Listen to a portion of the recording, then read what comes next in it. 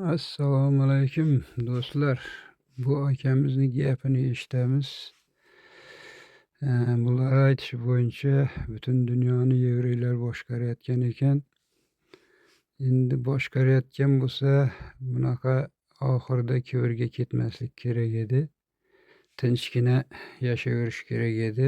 Mana biz boshliqmiz deb yo'q. Bular kibrga ketdi-da, shaytonni do'stiga aylandi. Oxirida mana shu ahvollar bo'lyapti.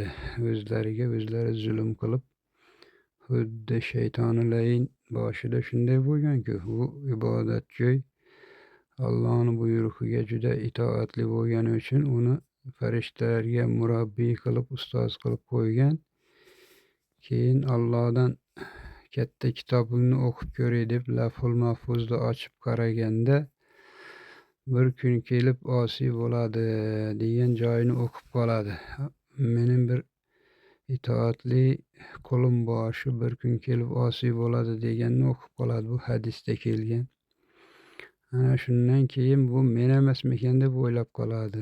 U kibrga ketib, o'sha odam yaratilganda sajda qilmayman deb shu ahvolga tushib shaytonilayin bo'lib qoladi. Mana shuning uchun inson ham kibrga ketmasligi kerak. Allohning bandasi ekanligini esdan chiqarmasdan Allohga itoat qilib yashasa hayot yaxshi bo'ladi. Bo'lmasa mana bu ahvolga tushadi.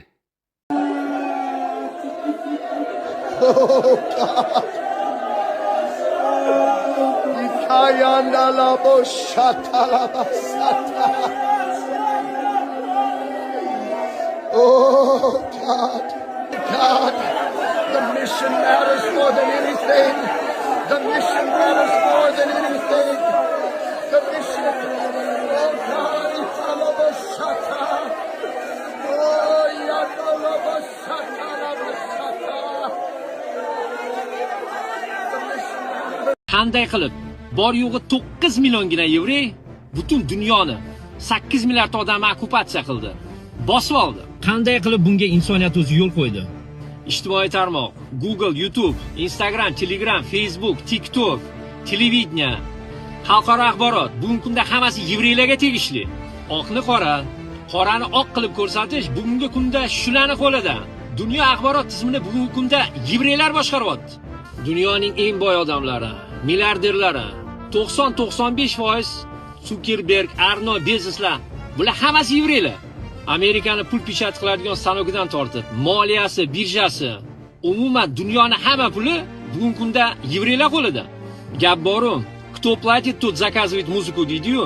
Bugungi kunda yevreylar musiqaga pul to'layapti va butun dunyoni musiqasiga o'ynatyapti. Bugungi kunda dunyoning eng kuchli mamlakatiman degan Amerika ham mustaqil davlat emas. Gapimga javob. Amerikani yevreylarni lobbisi okkupatsiya qilgan, bosib olgan. Donald Trampni Eronga qarshi urushga kirishi milliy manfaat uchun emas. Eronda Amerikaga hech qanday xavfi yo'q. Bu yevreylar lobbisi ta'siri ostida bo'ldi.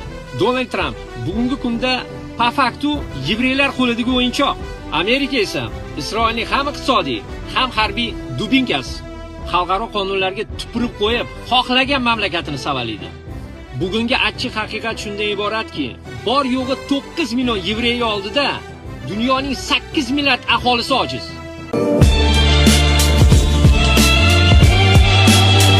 Alloh Qur'onda aytadi, qachonki insonlar o'z ko'zlari bilan jahannam alanga olganini ko'rganida, o'shanda Alloh aytadi, bu vaqtda barcha tiz cho'kib Allohga sajda qiladi.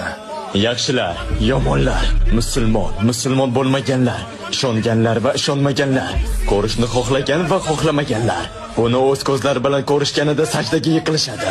Lekin bu kunda Alloh turinglar, bugun ibodat qilish kuni emas, bu kun savol-javob kuni deb aytadi. Sen bu kunda unga ibodat qilishingning hech qanday qadri yo'q. Ko'rganingdan keyin ishonib, iymonli bo'lishing Allohning nazdida hech narsa emas. Alloh seni iymoningni hozir xohlaydi.